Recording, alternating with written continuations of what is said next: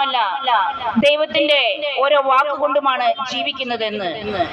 ശരീരത്തിന് ഭക്ഷണം വേണം, അതുപോലെ തന്നെ നമ്മുടെ ആത്മാവിനും ഭക്ഷണം വേണം. നമ്മുടെ ആത്മാവിന്റെ ഭക്ഷണമാണ് വചനം. ശരീരത്തിന് ഭക്ഷണം കിട്ടിയില്ലെങ്കിൽ ശരീരം ക്ഷീണിച്ചു പോകും. അതുപോലെ തന്നെ നമ്മുടെ ആത്മാവിന് ഭക്ഷണം കിട്ടിയില്ലെങ്കിൽ ആത്മാവിന് ശക്തി ഉണ്ടാവുകയില്ല. ആത്മാവിന് ജീവനില്ലെങ്കിൽ നമ്മുടെ ജീവിതത്തിൽ ഉണ്ടാകുന്ന പ്രതിസന്ധികളെയും പ്രശ്നങ്ങളെയും ഒന്നും തരണം ചെയ്യാനുള്ള കരുത്ത് നമുക്കുണ്ടാവുകയില്ല. അതുകൊണ്ട് നമ്മൾ നമ്മുടെ ശരീരത്തെ പുഷ്ടിപ്പെടുത്തുന്നത് പോലെ നമ്മുടെ ആത്മാവിന് ഭക്ഷണം കൊടുത്ത് നമ്മുടെ ആത്മാവിനെ നമ്മൾ പുഷ്ടിപ്പെടുത്തണം. എങ്കിൽ മാത്രമേ നമുക്ക് സാത്താനെയും അവന്റെ സകല കുടില തന്ത്രങ്ങളെയും തോൽപ്പിക്കാൻ സാധിക്കുകയുള്ളൂ. യേശുവിന്റെ വചനത്തിന് നമ്മെ രക്ഷിക്കുവാൻ ശക്തിയുണ്ട്.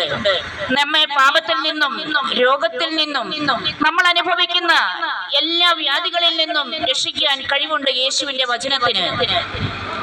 റോമാക്കാർക്ക് എഴുതിയ ലേഖനം 1-ാം അധ്യായം 16-ാം വാക്യത്തിൽ ഇപ്രകാരം പറയുന്നു: സുവിശേഷത്തെ പറ്റി ഞാൻ ലജ്ജിക്കുന്നില്ല, കാരണം വിശ്വസിക്കുന്ന ഏവർക്കും, ആദ്യം യഹൂദനും പിന്നെ ഗ്രീക്കുകാരനും, അത് രക്ഷയിലേക്ക് നയിക്കുന്ന ദൈവിക ശക്തിയാണ്.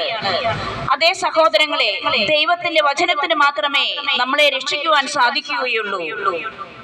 യേശുക്രിസ്തുവിന് മാത്രമേ നമ്മളെ രക്ഷിക്കുവാൻ സാധിക്കുകയുള്ളൂ. സങ്കീർത്തനം 119:97 ഇപ്രകാരം പറയുന്നു: അങ്ങയുടെ നിയമത്തെ ഞാൻ എത്രയധികം സ്നേഹിക്കുന്നു, അതിനെ പറ്റിയാണ് ദിവസം മുഴുവൻ ഞാൻ ധ്യാനിക്കുന്നത്. ദാവീദ് രാജാവാണ് ഇത് പറഞ്ഞിരിക്കുന്നത്. നാം എപ്പോഴും വചനം ധ്യാനിക്കണം. ഇരിക്കുമ്പോഴും കിടക്കുമ്പോഴും ഉറങ്ങുമ്പോഴും ഉണരുമ്പോഴും വചനം ധ്യാനിക്കണം. വചനം ധ്യാനിക്കുമ്പോൾ നമുക്ക് സമാധാനവും സന്തോഷവും ലഭിക്കുന്നു. നാം വചനം കൊണ്ട് നിറയുമ്പോൾ പിശാച് വിട്ടുപോകുന്നു. പിശാച് വിട്ടുപോയാൽ മാത്രമേ നമുക്ക് വിശുദ്ധിയിൽ ജീവിക്കാൻ സാധിക്കുകയുള്ളൂ. വചനത്തിലൂടെയാണ് ദൈവം നമ്മെ വിശുദ്ധീകരിക്കുന്നത്. വിശുദ്ധ യോഹന്നാൻ എഴുതിയ സുവിശേഷം 15-ാം അധ്യായം 3-ാം വാക്യത്തിൽ പറയുന്നു: ഞാൻ നിങ്ങളോട് പറഞ്ഞ വചനം നിമിത്തം നിങ്ങൾ ശുദ്ധിയുള്ളവരായിരിക്കുന്നു.